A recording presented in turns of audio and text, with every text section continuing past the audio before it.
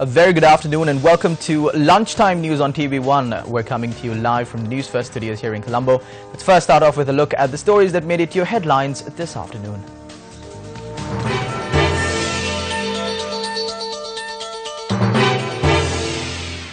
Heavy showers over 100 millimeters expected today as well.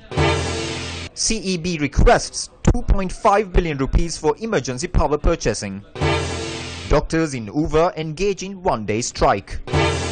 University non-academic staff across the country begin trade union action.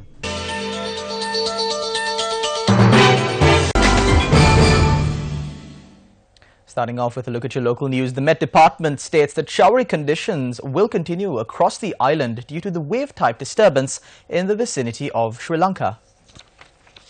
Showers or thunder showers are expected at times in the northern, eastern, Uva and north-central provinces and in the Matale district. Showers or thunder showers are also expected in the western, southern, Sabaragamuwa and northwestern provinces and in the Kandy and Nuwara Eliya districts after 2 p.m. Heavy falls above 100 millimeters can be expected at some places in the western, eastern, Uva and Sabaragamuwa provinces and in the Galle, Matara, Matale, Polonnaruwa and Mullaitivu districts. Heavy rains and strong winds in the Hatton area caused property damage last night. The strong winds also caused damage to the roof of the Hatton SLTB's petrol shed and a nearby motor vehicle. 6 houses in the Banba area in Hatton sustained damage due to the strong winds experienced last night. Heavy rains experienced around the Parakrama Samudra has increased its water level to 114,600 acre-feet, causing 8 of its spill gates to be opened.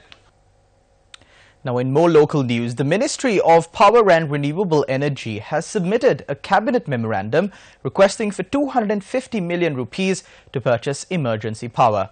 Now, speaking to Newsfirst, media spokesperson of the Ministry of Power and Renewable Energy, Sulakshana Jayawardena, said that electricity has to be purchased from the private sector as a result of the prevailing drought conditions and the delays in the establishment of new power plants.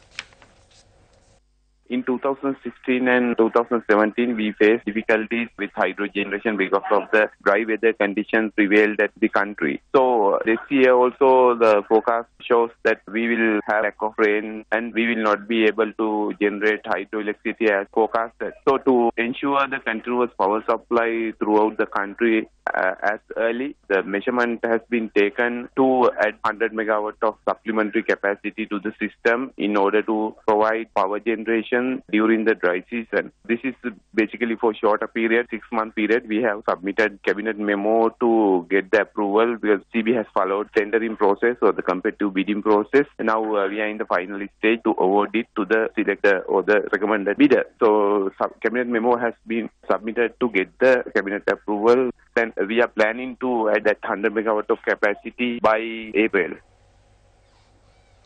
In the first of 2 road accidents, a speeding tipper truck created havoc in the Varipola area this morning.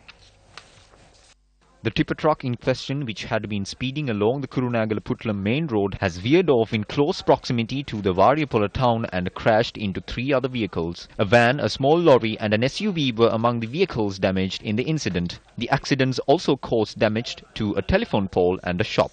A lorry, cab and a motorbike were involved in an accident along the Ratnapura-Panadura main road in Swagashandiya, Munugama, Horana.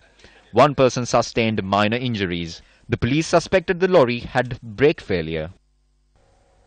Still in local news, the Central Cultural Fund is currently taking measures to conserve over 3,600 rare Puskolaput or manuscripts, along with a number of other ancient books. Director General of the Central Cultural Fund, Professor Prashant Gunawardena, noted that these steps are being taken under the national initiative to conserve such ancient manuscripts. He noted that the pilot project is currently underway in the Gampaha district. The Director General noted that a group of highly trained officers have been deployed to carry out the process of conserving these ancient texts. One of your headline-making stories this afternoon, government doctors in the Uva province have launched a one-day strike action over issues surrounding overtime payments. Uva Province Coordinating Officer of the Government Medical Officers Association, Palitha Rajapaksa, said that although officials were informed of this on a number of occasions, they failed to provide a proper solution. We inquired into the matter from the Governor of the Uva Province, MP Jayasinghe. He said that a request will be made for the allowances to be added to their basic salary. He added that discussions are underway to determine if their demands can be fulfilled. The University Joint Trade Union Committee announced today that they will be launching an island-wide strike action in order to resolve issues pertaining to their salaries and several other demands. Now, non-academic staff from the universities of Colombo, Peradeniya and Ruhuna are engaging in this trade union action.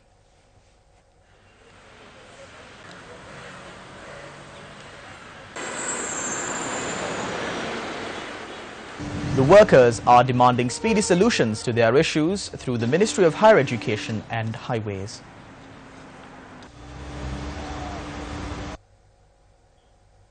That's all the news we've got for you this afternoon. To follow details of these stories and more, you can log on to our website www.newsfirst.lk. I'm Charlotte Benedict for the News First team. Your latest news update will come your way at 1:55. Good day.